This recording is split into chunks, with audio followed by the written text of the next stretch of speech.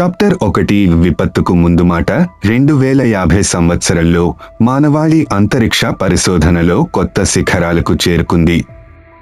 చంద్రుడు మరియు అంగారక గ్రహంపై కాలనీలు అభివృద్ధి చెందాయి మరియు చంద్రుడు శాస్త్రీయ పరిశోధన మరియు మైనింగ్ కార్యకలాపాలకు సందడిగా ఉండే కేంద్రంగా మారింది.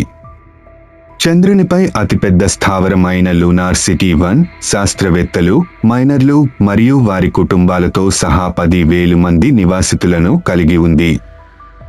Chapter 2 the discovery. డాక్టర్ ఎలారా సింగ్ ఒక ప్రఖ్యాత ఖగోళ భౌతిక శాస్త్రవేత్త చంద్రుని ఉపరితలంపై అసాధారణమైన భూకంప కార్యకలాపాలను గమనించినప్పుడు ఆమె చంద్రుని అబ్జర్వేటరీ ఆల్ఫా వద్ద ఉంచబడింది.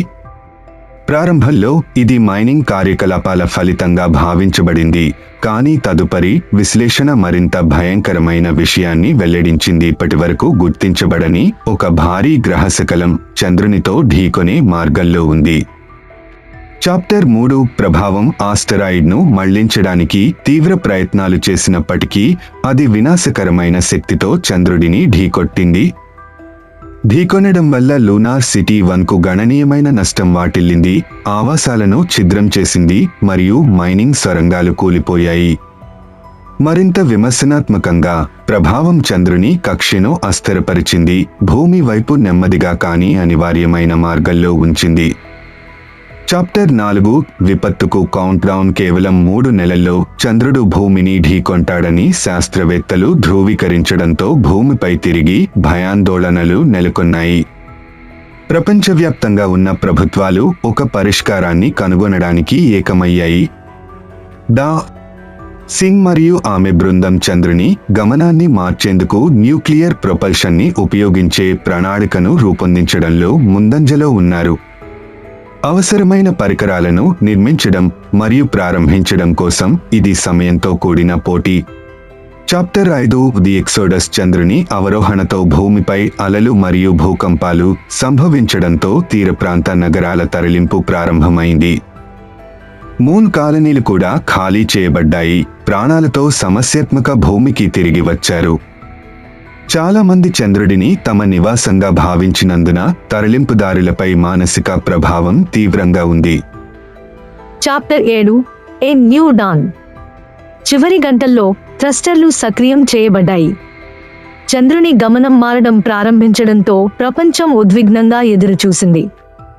ఇది ఒక సున్నితమైన సంతులనం. చాలా శక్తి చంద్రుడిని ఛిద్రం చేయగలదు. ఇది ఘోరమైన శిథిలాల క్షేత్రాన్ని సృష్టిస్తుంది. చాలా తక్కువ మరియు తాకిడి ఇప్పటికీ జరుగుతుంది. వేదనతో కూడిన గంటల తర్వాత చంద్రుడు భూమి నుండి మరింత కొత్త, సురక్షితమైన కక్షలోకి స్థిరపడ్డాడు. చాప్టర్ 8 పునర్నిర్మాణం మరియు ప్రతిబింబం. తక్షణ సంక్షోభం నివారించబడింది. మానవత్వం దీర్ఘకాలిక పరిణామాలను ఎదుర్కొంది. చంద్రుని యొక్క మార్చబడిన కక్ష్య ఆటుపోట్లు మరియు వాతావరణ నమూనాలలో మార్పులకు దారితీసింది. తీర ప్రాంతాలను పునర్నిర్మించవలసి వచ్చింది మరియు మారిన వాతావరణానికి అనుగుణంగా కొత్త సాంకేతికతలు అభివృద్ధి చేయబడ్డాయి. సంక్షోభం మానవాళిపై చెరగని ముద్ర వేసింది, ఐక్యత యొక్క నూతన భావాన్ని పెంపొందించింది మరియు అంతరిక్ష పర్యవేక్షణ మరియు రక్షణలో పురోగతిని ప్రేరేపిస్తుంది. ఎపిలోగ్. Legacy of Moonfall. సంవత్సరాల తర్వాత ఇప్పుడు పదవీ విరమణ పొందిన డాక్టర్ సింగ్ మానవాళిని ఒకచోట చేర్చిన సన్నిహిత పిలుపును ప్రతిబింబిస్తూ తరచుగా చంద్రుని వైపు చూసేవారు. ఫ్యూచర్ మూన్ఫాల్ సంఘటనలు మన ఉనికి యొక్క దుర్బలత్వాన్ని మరియు విశ్వ ముప్పుల నేపథ్యంలో అప్రమత్తత యొక్క ప్రాముఖ్యతను పూర్తిగా గుర్తు చేస్తున్నాయి.